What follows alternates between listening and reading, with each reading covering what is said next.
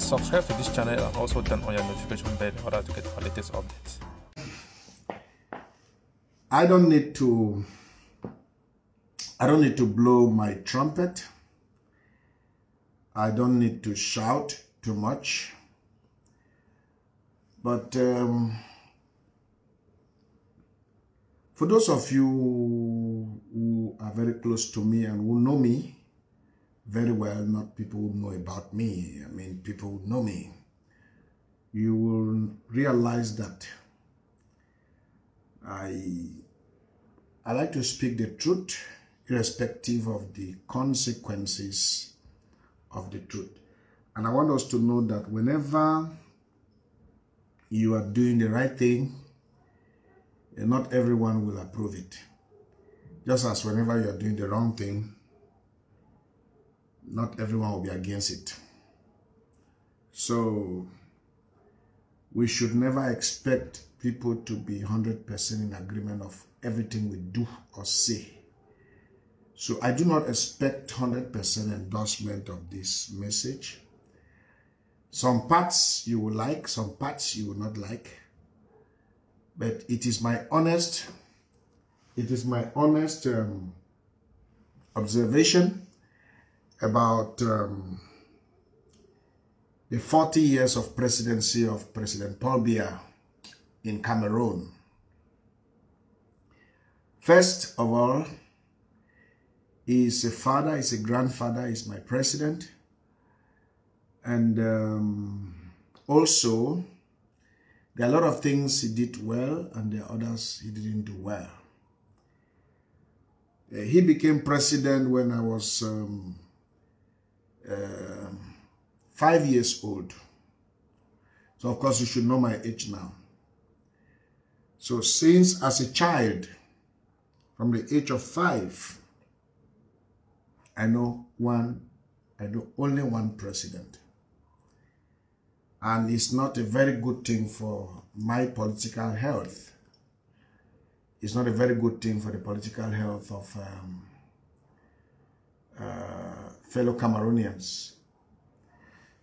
So let me dive straight to the point. I've made some few points here, which we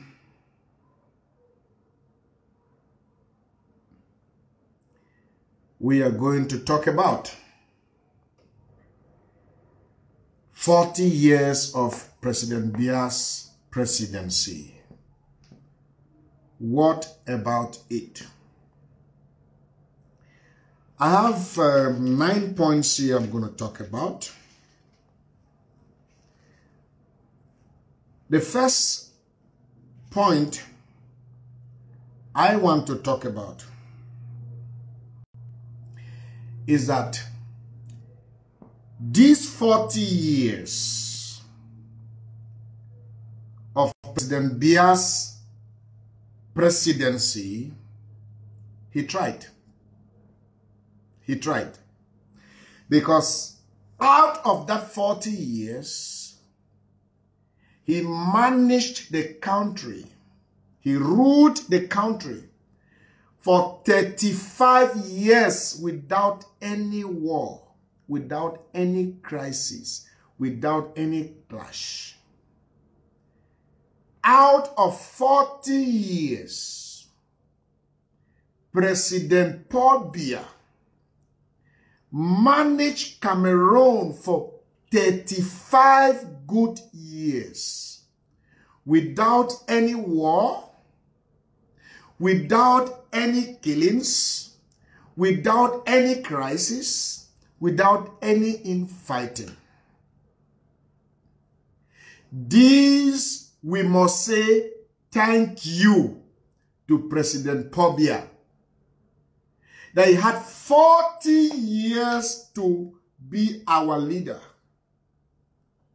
And in that 40 years, 35 years, there was no war. It is not seen anywhere in the world. It's not seen anywhere in Africa. 35 years without any war. So this will say thank you to President Paul Biya. We say thank you to President Paul Biya, because that 35 years we were at peace. 35 years is not 35 days. He managed Cameroon and there was no war out of 40 good years. Please share. That's the first point. That's the first point. So we appreciate President Paul Biya for managing a country for 35 years out of 40 years without any crisis, without any war, without any infighting. Number two, what about the 40 years of President Paul Biya's presidency? I am sorry to say, these 40 years were characterized by wrong decisions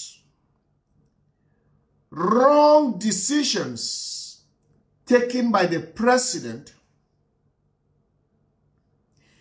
influenced by wrong people for wrong reasons. What do I mean? President Paul Biya, majority of those he appointed, both directors and ministers, majority of them are corrupt. So he took wrong decision to appoint corrupt people for 40 years. He appointed corrupt people and surrounded himself with corrupt people. Whatever may be the cause of this, I don't know. He was surrounded, he is surrounded by corrupt people for 40 good years. This explains why majority of his ministers, directors, prime ministers are in jail. Jailed by him. Most of them, after their tenure in office, they are arrested.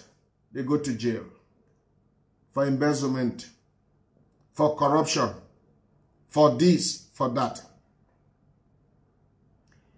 It is a disgrace.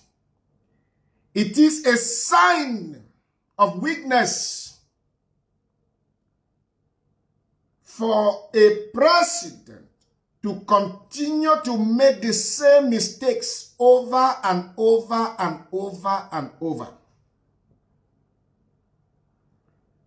Former Minister of Territorial Administration, Amidu Marafayaya, prison. Former Director General of CRO TV, may his soul rest in peace, Jeve Mendoza, prison. Former Director General of Cameroon Port Authority in Douala, Fonjinda, prison. Former Secretary General of the Presidency, Mr. Titus Edzwa, went to prison. Former Prime Minister of the Republic of Cameroon, Chief Ephraim Inoni, prison. Former Minister of Transport and former Minister of Defense and former police boss, Alain Mebengo, prison. Former Secretary General of the Presidency. All these people, Mubarak, all of them, these are people appointed by the president himself. So all these 40 years, whoever has been recommending people for appointment to him has been deceiving him, or whatever measuring rod he uses to choose those to appoint is wrong.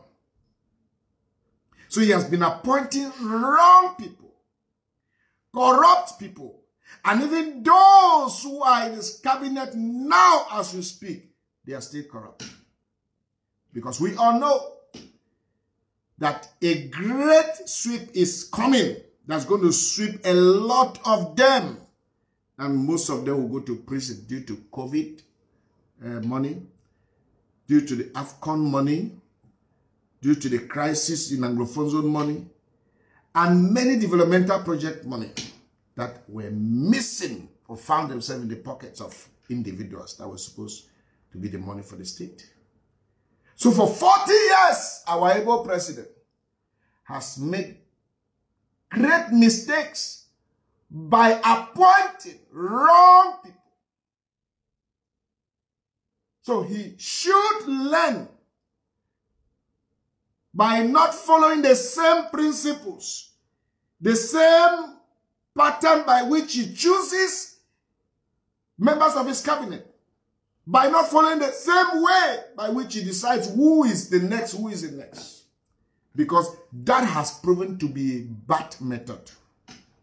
That has proven to be a bad method. 40 years of single party system. Yes, you heard me right. 40 years of single party system. It is said in documents that Cameroon is a multi-party country. That is just in the documents. In the reality, there is just one political party, one political candidate or presidential candidate. They have never been, in the real sense, genuine opposition in Cameroon. Though pretentiously, they create a platform as if there are multiple parties. But those multiple parties, some of them are branches of CPDM. Some of them have been infiltrated by CPDM. And even the ones that are not infiltrated, that are genuine, they are being hindered by CPDM. For instance, we are told that in 1992, John Frundi won the presidential election. We are told. We are also told that in 1997, John Frundi won the presidential election. Why was he not given? Because the aspect of multi-partyism is just to camouflage before the Cameroonians and the international community. But in the reality, there is just one party. And any other candidate that prevails will be suffocated politically so that only one candidate will survive, which is the candidate of CPDM. It amazed me that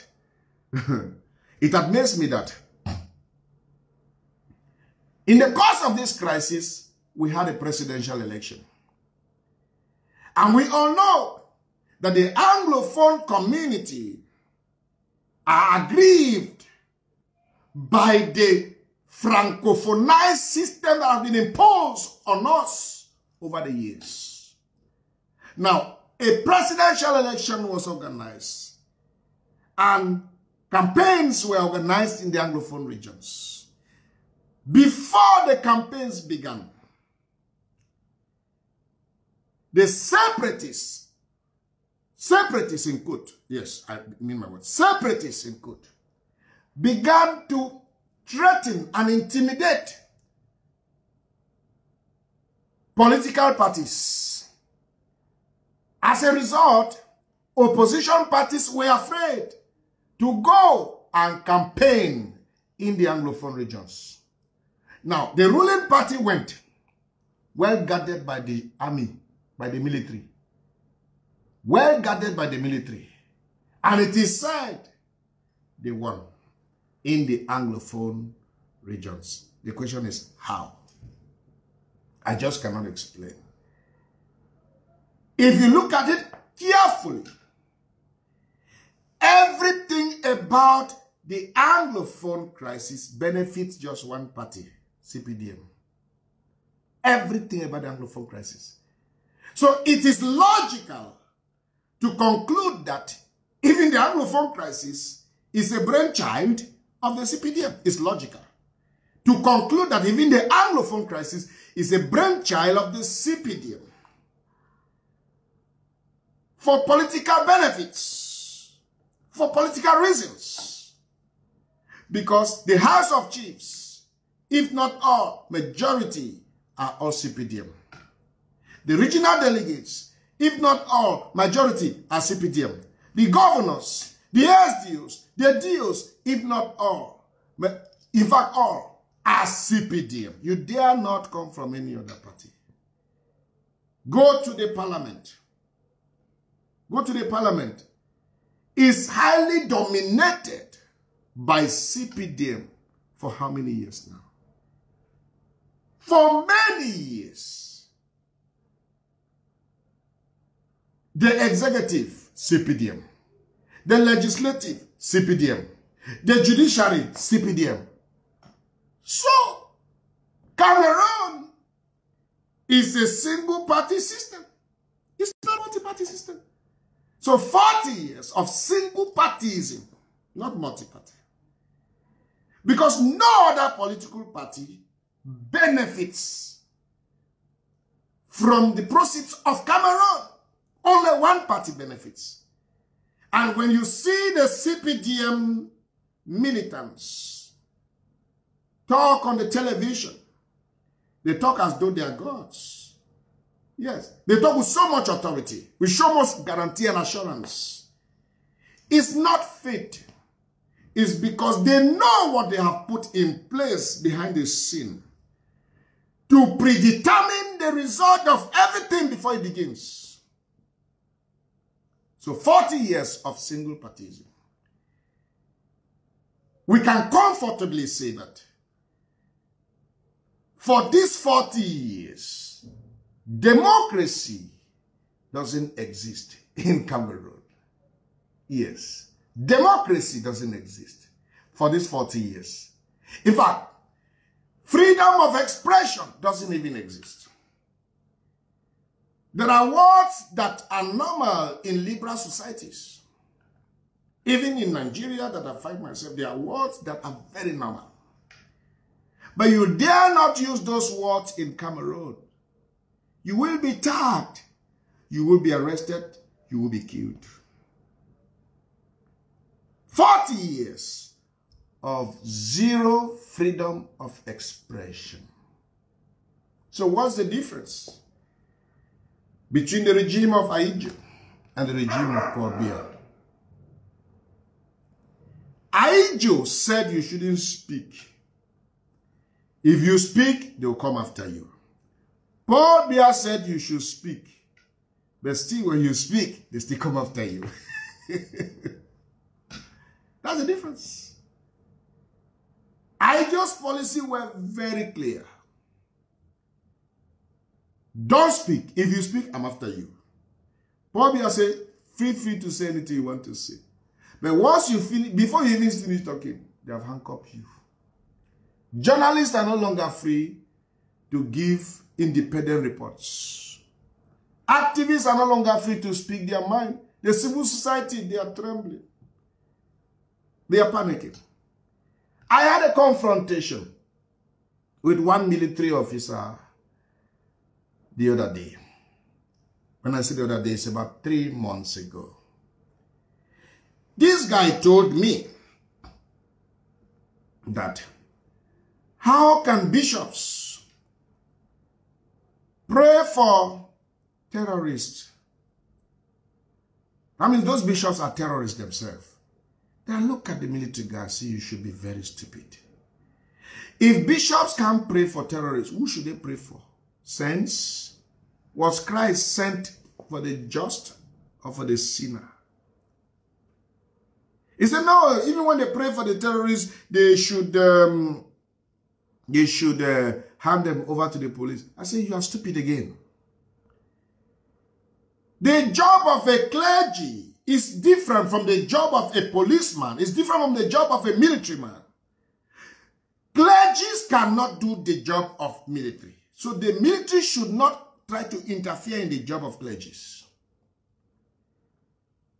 Clergies are there to preach, to pray for everyone. Did they pray for terrorists to prosper in terrorism? No. Did they pray for terrorists to kill people? No. Did they pray for terrorists to live long? Yes. Are they right to pray that prayer? Yes. Jesus did not, will not ever wish anyone to die. Say he doesn't wish for anyone to die, but that all should come to repentance. So if you are a clergy, you are a representative of Jesus to speak the mind of Jesus and not the mind of your president. But the military men have been configured to push everyone to behave like a tyrant.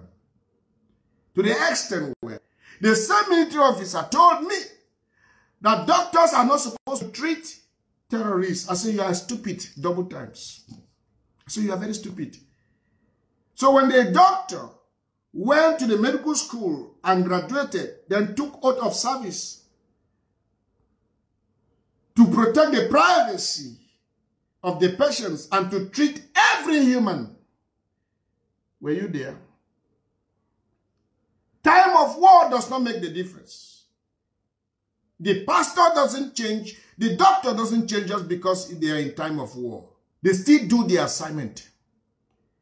The doctor's job is to treat everyone, including the assassin who just killed, then suffered the bullet and killed.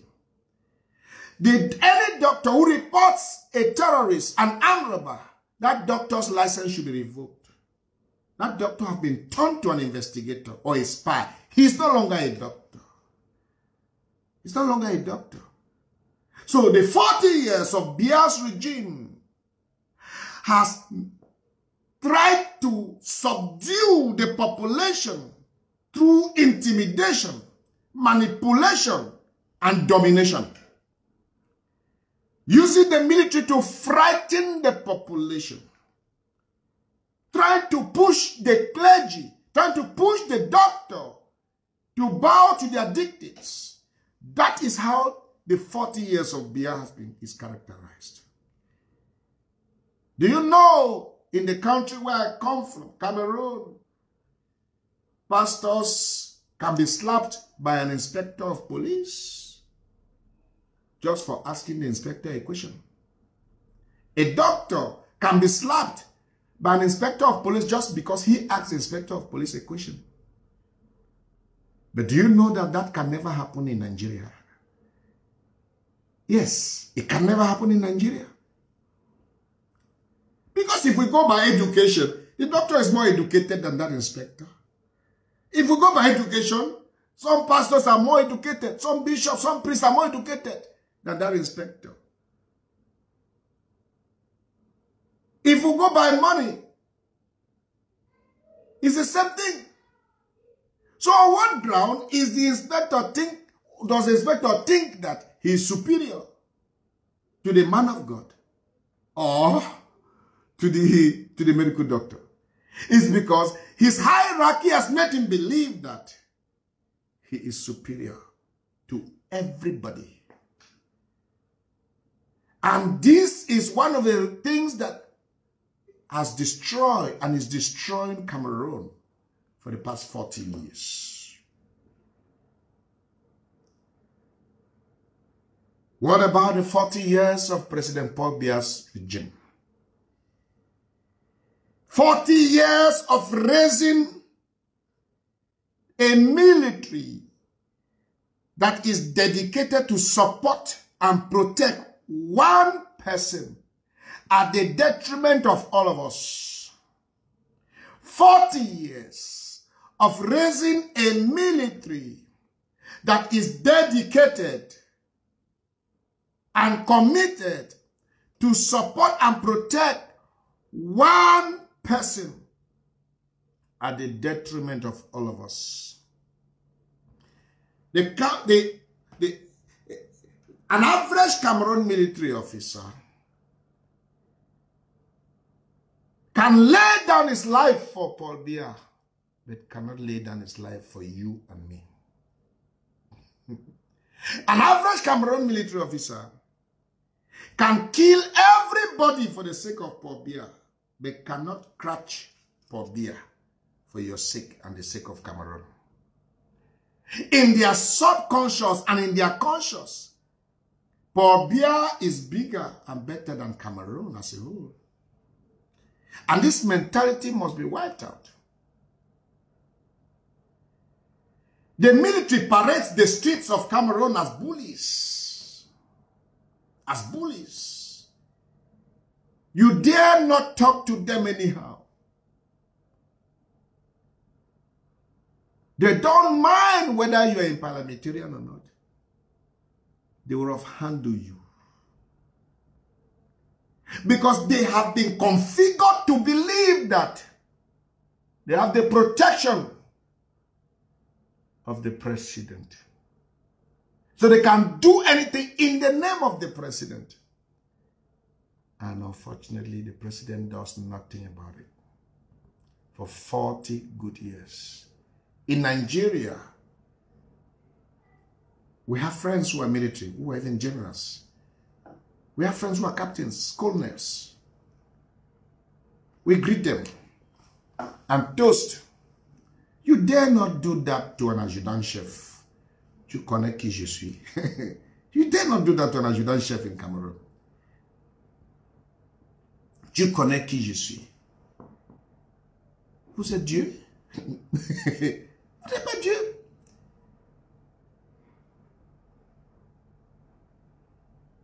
Cameroon military have been configured to intimidate, dominate, manipulate, frighten the ordinary civilians.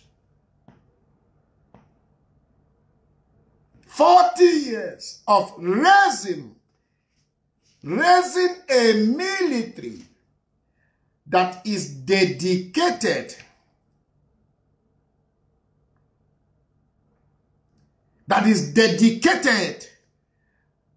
and committed to protect one person, the president, at the detriment of all of us, the citizens, and the country at large. In their mind, the president is bigger than the country. What about the 40 years of the presidency of the President Paul Biya? Number 5. 40 years of handing over 40 years of handing over a digital country to analog leaders. 40 years of handing over a digital country to analog leaders. 40 years of handing over a digital country to analog leaders. How can an analog generation lead a digital generation? How?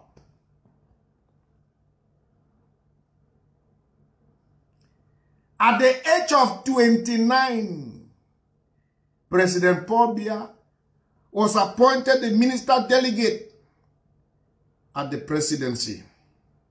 At the age of 29, President Paul Biya was appointed the minister delegate at the presidency. At the age of 29.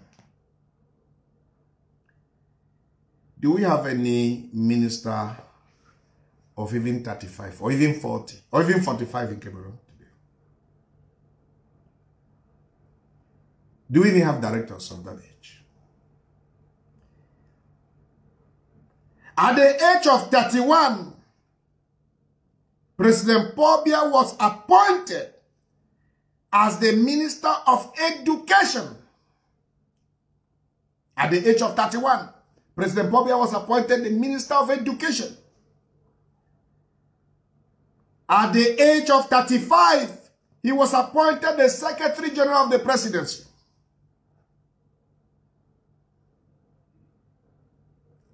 At the age of 45, he was appointed the Prime Minister of Cameroon.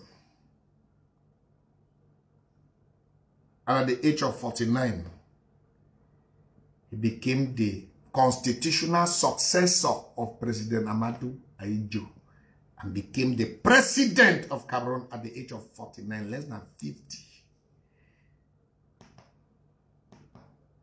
Became President at 49.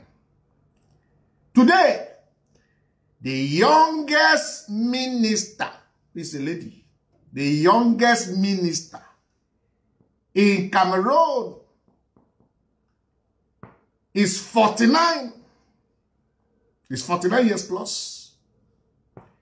And of course, that is service age, you know. 49 years, the youngest minister.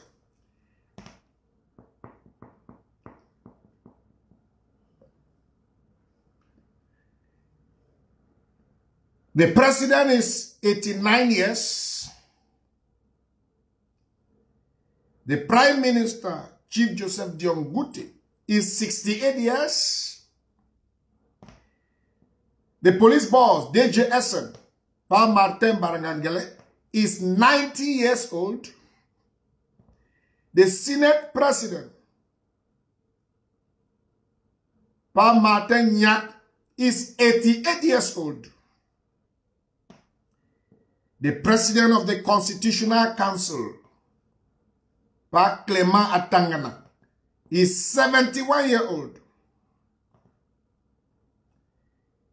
The Director General of National Hydrocarbon Company, who is Pa Adolphe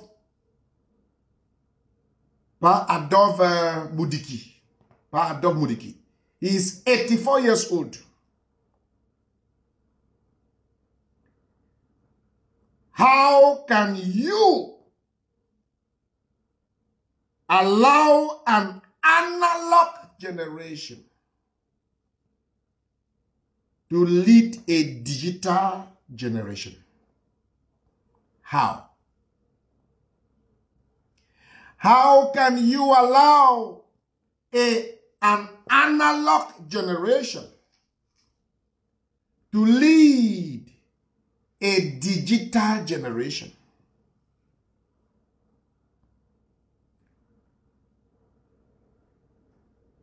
Everyone in the cabinet, everyone in place of authority is an ancestor.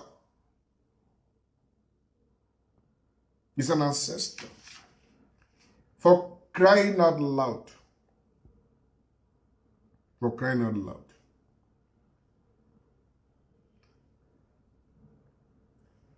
Among the president, the prime minister, the police boss, the Senate president, the president of the Constitutional Council, the Director General of National Hydrocarbon Company, among these people, the only one of them who can manage to use computer is called Chief Joseph Diongute, who is 68.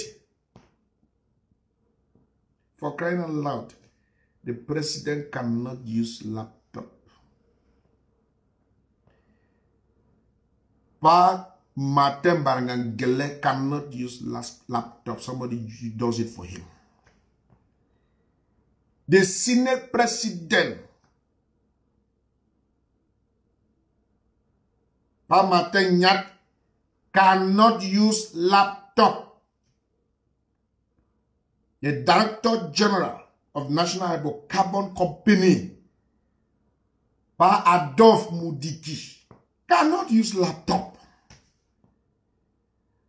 How then do you allow such a generation to lead a vibrant generation like us?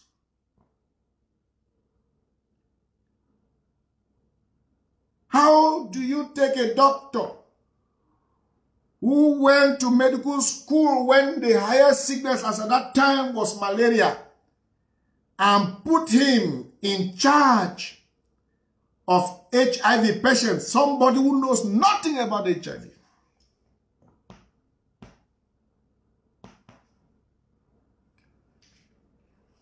"40 years of allowing an analog generation to manage a digital people."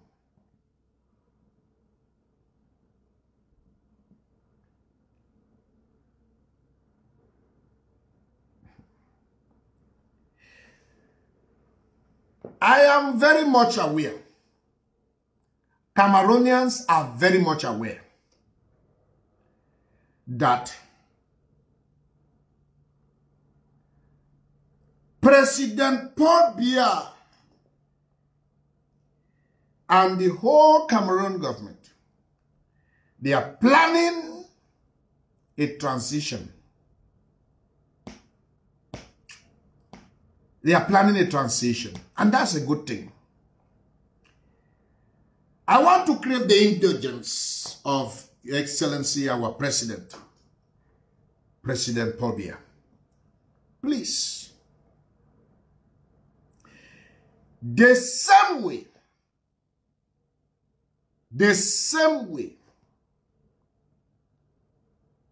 President Amadou Ahidjo resigned honorably in 1982, kindly do the honorable thing by following that same example to resign as well.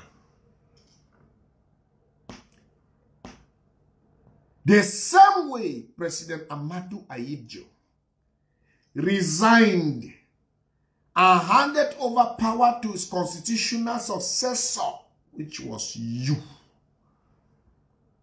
That was an honorable patriotic gesture.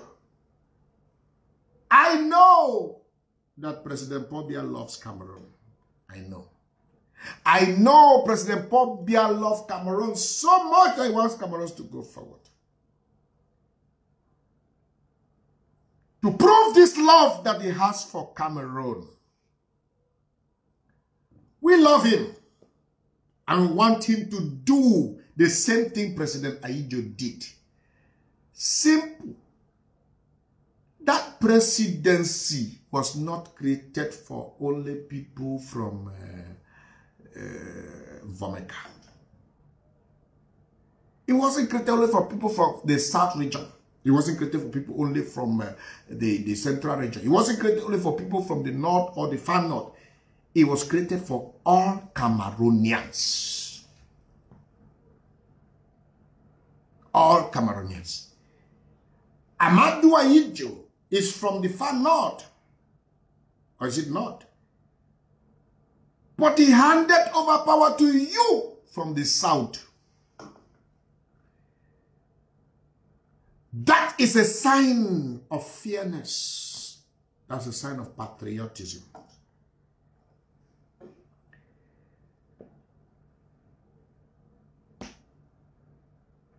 I hereby stand today to advocate strongly that power should shift to another part of Cameroon. And I strongly announce that an Anglophone Cameroonian will be the most suitable candidate to take over power from you, sir. For the sake of the unity, prosperity, tranquility, development, and everything of Cameroon.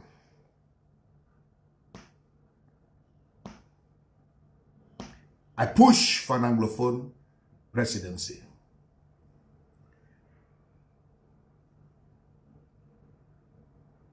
Is it because of the Anglophone crisis? No. Even before the Anglophone crisis, without the Anglophone crisis, I strongly advocate for an Anglophone president. Now, before President Ayijo handed over to you, you were appointed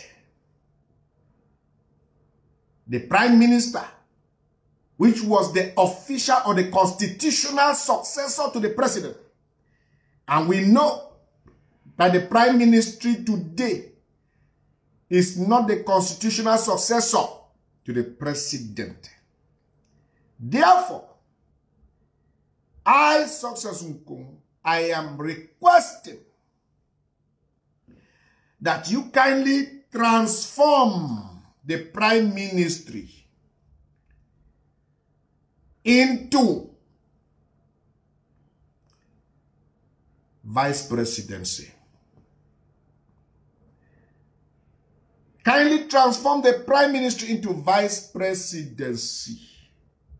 Somebody may say, oh, he is preaching and advocating for Chief Joseph Diongute. I say no to that. I don't want, I don't think, I don't believe Chief Joseph Diongute can be a good president. I will come to that. I'm not saying this because of Chief Joseph Diongute to be the next president. I am saying this so that should anything happen to you, Mr. President, or should you decide to resign, we know that we are going to be led by a digital leader.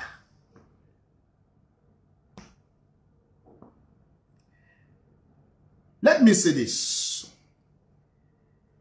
The group of ancestors that you surround yourself with are very stingy, very greedy, very dishonest, and very unpatriotic. They think about themselves and members of their families and their clique of friends only. But youths and vibrant young Cameroonians will always extend a hand of fellowship to people who don't necessarily belong to their circle of friends. So anyone who is a potential and competent, they will always bring the person, they will locate such. For instance, look at the difference between the presidency of Etofis at Fekafoot and the presidency of Mr. Bobo Joya. The difference is like from here to California. Etofis is active and vibrant, and we can feel motion in Fekafoot. Cameroon has been dormant, Mr. President. We need to feel motion. We need to see how Cameroon is moving. That grand realization can only come to pass through a vibrant leader, not another ancestor.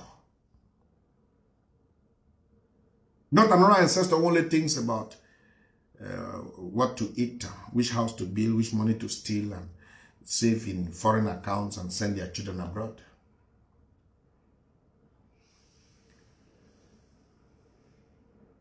I am therefore proposing that either of the following names who are Anglophones should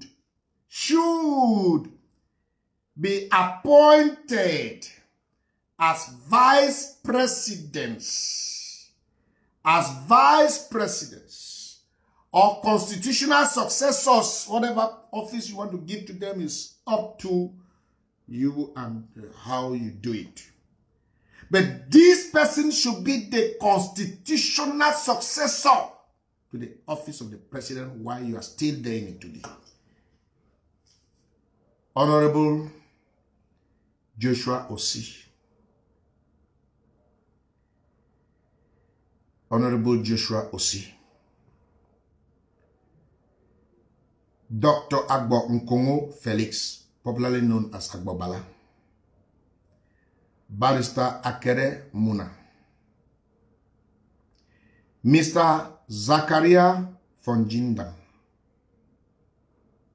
Honorable Rose Abuno, Professor Christopher Fomunyo, Senator Mbela Mokichas, Dr. Nicholas Ngu Santos, Honorable Ngala Gerard, Ntuinfo Barrister Nico Halley. And in case you want to bring in somebody of an advanced age who have been a close ally to you, who will not mind to accept Chief Inoni Ephraim or Prime Minister Peter Mafani Musonge. Your Excellency, Mr. President,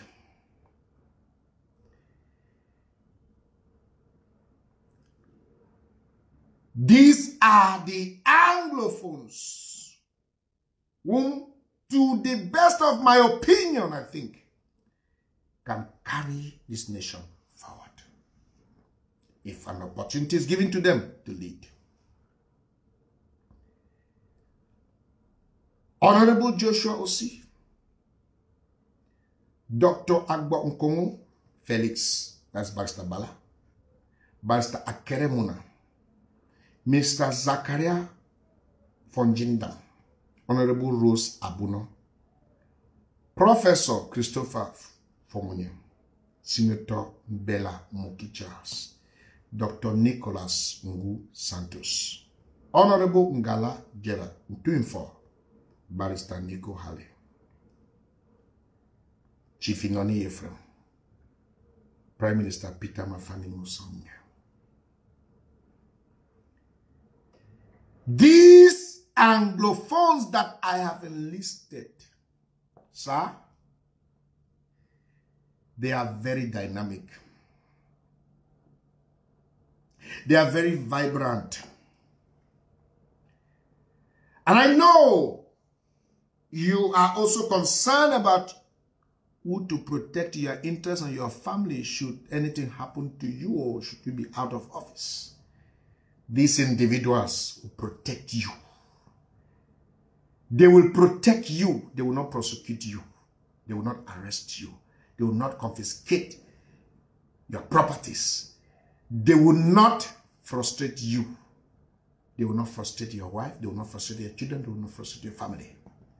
These individuals, whatever you might have done against them or the Anglophone community, they will forgive you. They will forgive you. These individuals, they will forgive you. They will create a conducive atmosphere for you to live freely in Cameroon and out of Cameroon. They will give you the honor as the father of the nation. They will give you the honor as the father of the nation. Prayerfully choose one of these individuals. Let me say something here. Sir, if you have ever imagined to create an opportunity for Chief Joseph Dion Nguti to be your constitutional successor, to be the next commander-in-chief of the armed forces of the Republic of Cameroon, please delete such mindset. I will say this authoritatively. Chief Joseph Dion Nguti is not what you think. He will not protect you when he becomes the president. He will not keep to his promises because he doesn't keep to promises. All the humility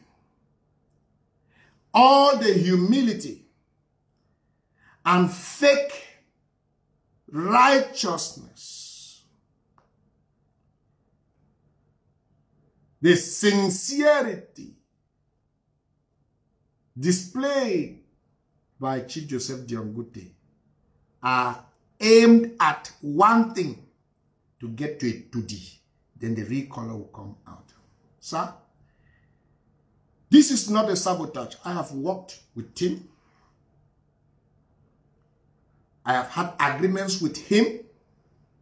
Not only I, others that I know, he doesn't keep to promises.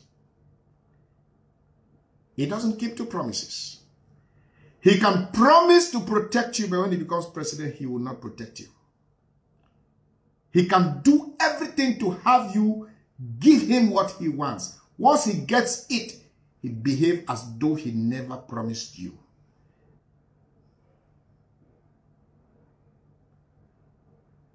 If you dare do the mistake of creating an opportunity for Chief Joseph Diangote to become the next president of Cameroon, what happened to Ayijo? What happened between you and Ayijo? The worst will happen between you and him.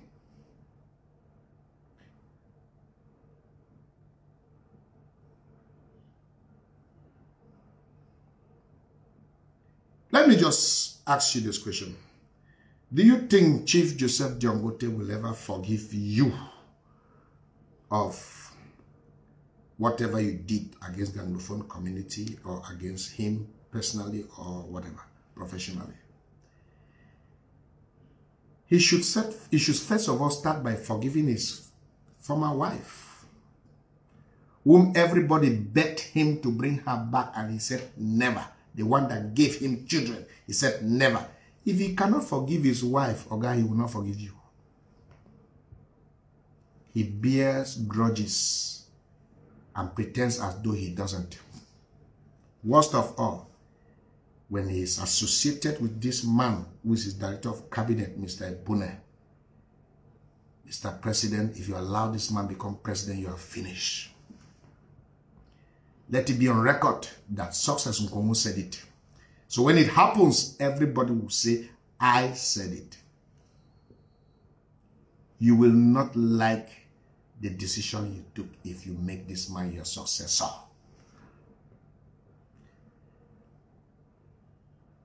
He can do anything to get results, just as he's doing everything to impress you now.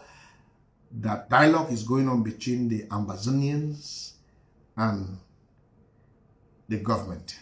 He's doing that with one aim, to convince you that he's competent to bring a lasting solution to the crisis. Why didn't he do it 4 years ago? He kept it to this time because he made his political mathematics and came out with the conclusion that it's better he does it at the dying minute, so that the result of dialogue between the government and the Ambazonia will be fresh in your mind. As a result, you'll be impressed that at last this man don't help me. You appoint him as vice president. Then resign and hand over to him. That will be the end of you, Mr. Paul Biya. Upon all the people I've worked with in Yaoundé, he is the most unreliable. If there is anyone very reliable among those I've worked in Yaoundé, is the current Director General of DGRE, Mr. Eko, Mr. Eko Maxime Leopold. If Mr. Eko tells you 4 p.m., he will do it. If he tells you tomorrow, he will do it. And if he forgets, you remind him, he apologizes and does it.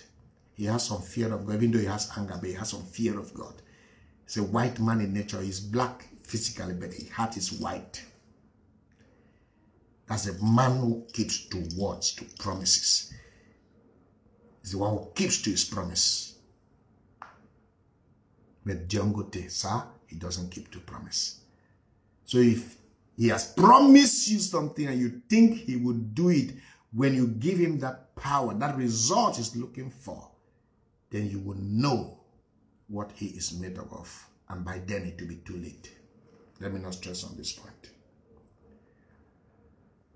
Your Excellency, President Paul Biya, if there are Francophones, should you decide to make a Francophone your constitutional successor, I don't know how you're going to do it. Then, the following persons are proposed, who are dynamic and they have what it takes to bring lasting peace, unite, and prosper the country. Of course, your son, Frank Biya. Your son, Frank Biya. Number 2, the current president of FECAFOD, Mr. Samuel Etofis. Number 3, the director of civil cabinet, Minister Samuel Mvondo Ayulo. And Minister Marafa Amidu Yaya. Also, Minister Titus Edzwa. Also, Minister Edgar Alain Mebongo. Also, Cabral Libi. Honorable Cabral Libi. These are Francophones who have the general interest of the country at heart. They are not desperate. And they see everyone as human being. They are unifiers. They are peace advocates.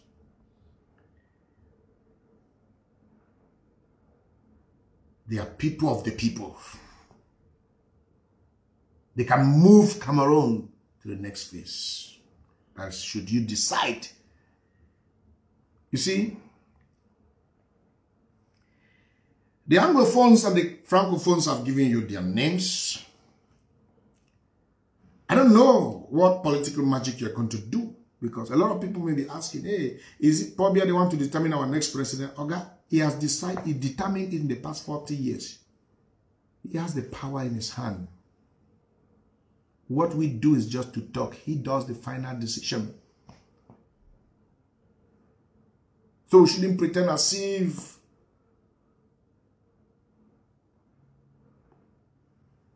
everything that's been happening in Cameroon has been with our contribution. We are just observers. We are just observers. We are just observers.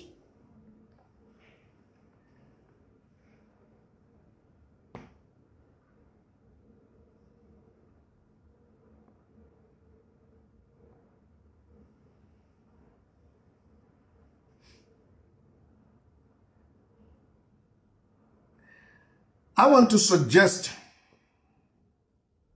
that the following things should be done to guarantee peaceful transition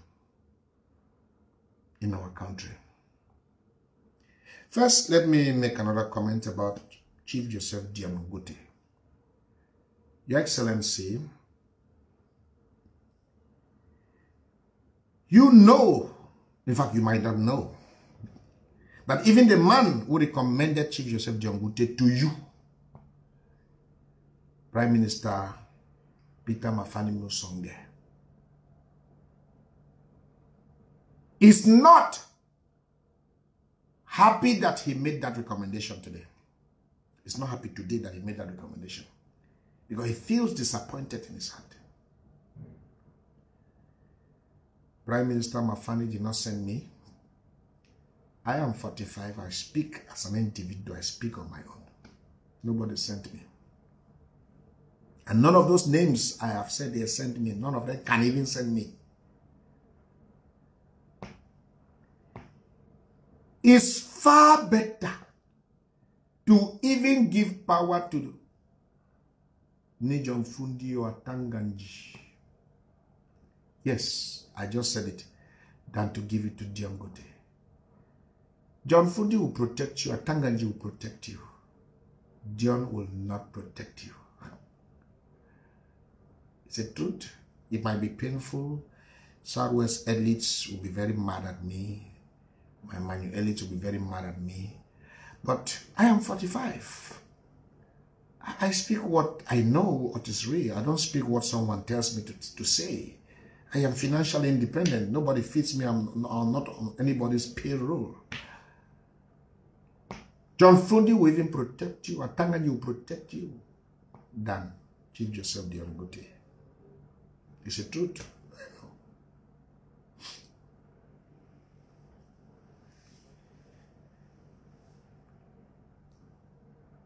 If Diongote were in the shoes of John Fundi, he would have caused a civil war in 1992 and in 1997. But John Fundi folded his hands and stayed in his house. That is a man that can be trusted with the destiny of a country. But for the sake of his age, that's why they didn't enlist him on my list.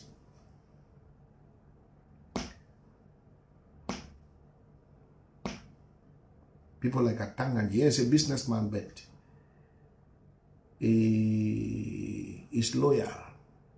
He's loyal, and he's not a pretender. He's not a pretender. He doesn't speak A in the public and say B in the private. No. What he says in the public is the same thing he does in the private. He doesn't have a double life. No. The Atanganyi we see on the television is the Atanganyi we see in the house. As a matter of fact, it's even softer in the house than on the television.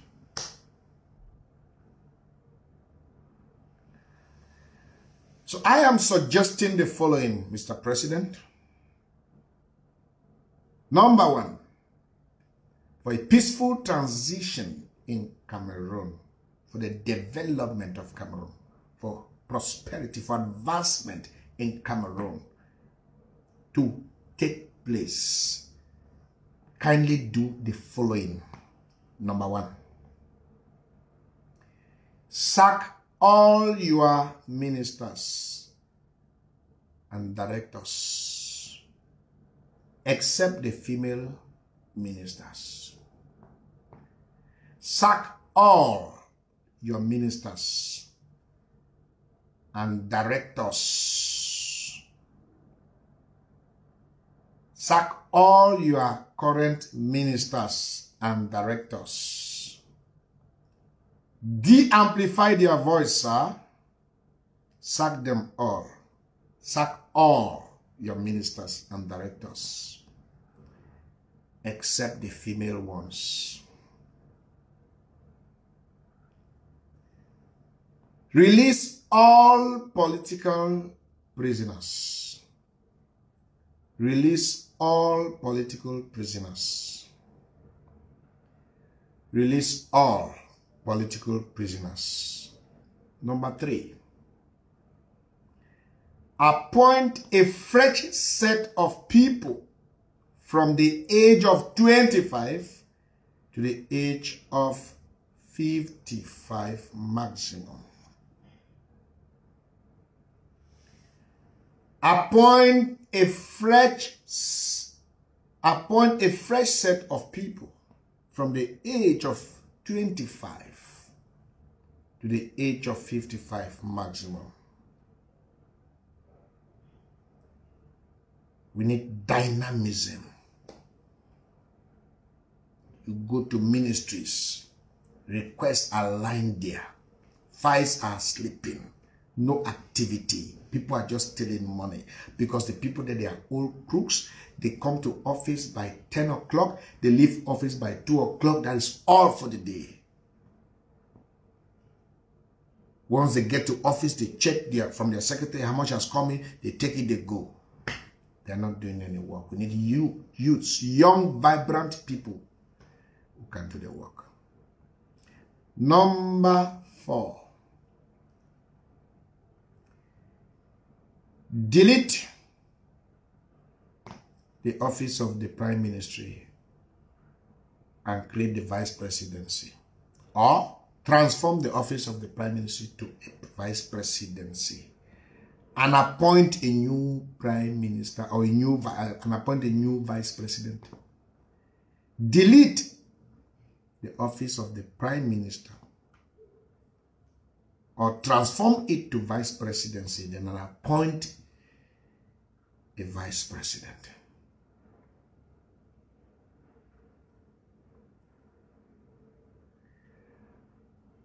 Number 5, grant amnesty to everyone to return to Cameroon. Grant amnesty to everyone to return to Cameroon.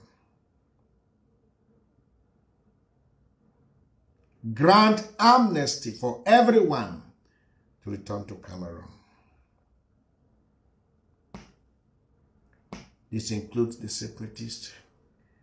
This includes the anti-Sardinals. This includes the people that were part of the coup d'etat in 86. This includes every political offender.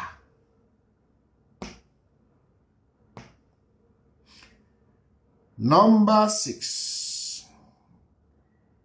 Let the governorship positions or the governorship offices be elective and not by appointments. Let the governorship positions be elective offices and not by appointments. And not by appointments. Let the people choose their leaders, their governors in every region. Number 7, implement real decentralization in Cameroon.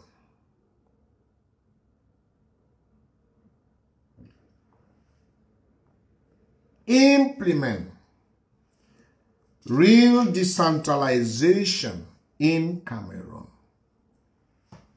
Implement real decentralization in Cameroon. Implement real decentralization in Cameroon. Number 8, let development be rapid in Northwest and Southwest. Let development be rapid in Northwest and Southwest, especially the roads, the Limbe Deep Sea Port, revive the Bisonaba Airport, revive the Tiko Airport, revive the Bafut Airport,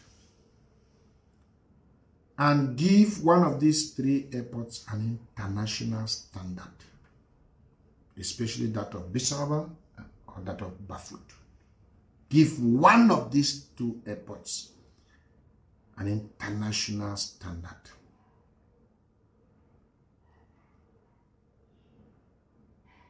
Your Excellency, create a conducive atmosphere for peace to return in Northwest and Southwest, and kindly return back to their hometowns. Refugees and internally displaced persons who are out of their hometowns, and give them a better life in their country. And finally, sir, resign and hand over power to your constitutional successor. God bless you, and God bless the Republic of Cameroon.